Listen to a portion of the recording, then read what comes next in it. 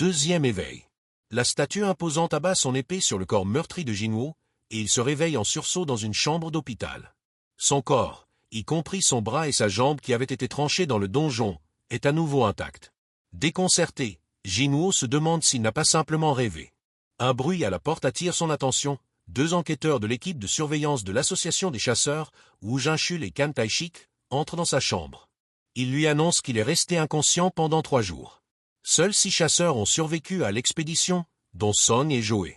Lorsque des chasseurs de haut rang ont été envoyés pour enquêter sur le mystérieux double donjon, ils n'ont trouvé que des ruines. La structure avait disparu, ne laissant derrière elle que Jinwoo et les restes éparpillés des autres chasseurs.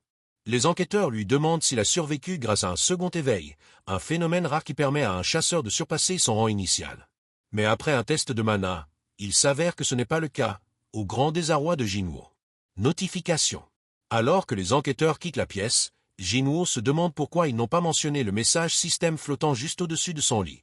À ce moment-là, la porte s'ouvre à nouveau et sa sœur, Jina, entre dans la chambre. Immédiatement, elle commence à lui faire la morale sur sa tendance à se mettre en danger. Mais Jinwoo ne peut s'empêcher de sourire, il est simplement heureux de la voir. Curieux, il lui demande si elle peut voir le message système, mais elle ne voit rien. Cela confirme que cette mystérieuse interface n'est visible que pour lui. Avant de partir, Jina lui exprime son soulagement de le voir sain et sauf. Intrigué, Jinwoo ouvre son journal de messages et découvre 2 notifications en attente. L'une d'elles l'avertit que l'ignorance d'un message du système entraîne une pénalité.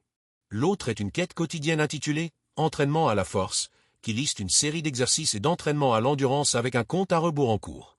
Cependant, Jinwoo, encore épuisé, décide de se reposer plutôt que de s'entraîner.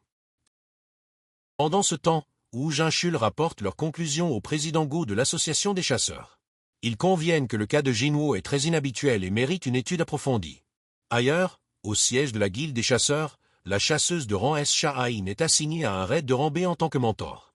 Elle exprime des doutes sur sa capacité à encadrer d'autres chasseurs, mais le chef de la guilde l'assure que son exemple sera bénéfique pour tous. Pendant ce temps, de nouvelles portes commencent à apparaître un peu partout dans la ville. Les citoyens, habitués à ce phénomène, poursuivent leur quotidien malgré la menace constante. En pleine nuit, une nouvelle notification apparaît au-dessus du lit de Jinwoo. Soudain, la pièce tremble violemment. En ouvrant les yeux, il découvre un vaste désert s'étendant à perte de vue. La pénalité du système a été activée. Survivre pendant 4 heures, tout en étant poursuivi par un gigantesque scolopendre du désert. Jinwoo court de toutes ses forces, s'épuisant à chaque seconde. Après un combat acharné contre le temps, il réussit à tenir jusqu'à la fin du chrono. Dans un éclair de lumière, il réapparaît dans sa chambre d'hôpital, essoufflé, en sueur et couvert de sable. Conscient des conséquences, Jinwoo décide désormais de prendre ses quêtes quotidiennes au sérieux. Il sort s'entraîner et enchaîne les tours de course. Pendant ce temps, Joe, toujours traumatisé par le massacre dans le donjon, apporte des fleurs à l'hôpital pour lui rendre visite. Mais en apercevant Jinwoo en train de s'exercer, elle hésite.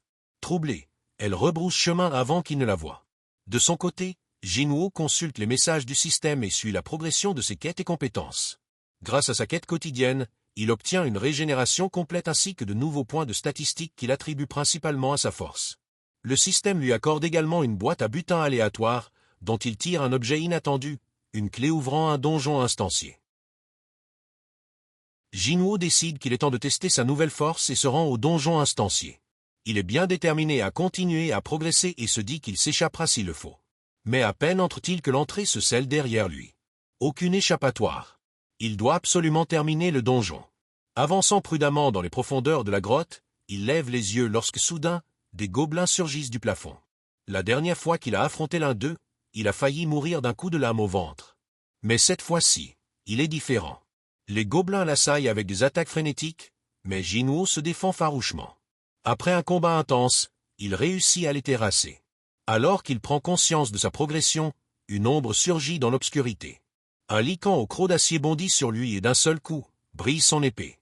Désarmé et face à une créature bien plus redoutable que les gobelins, Jinwoo doit maintenant se battre pour sa survie.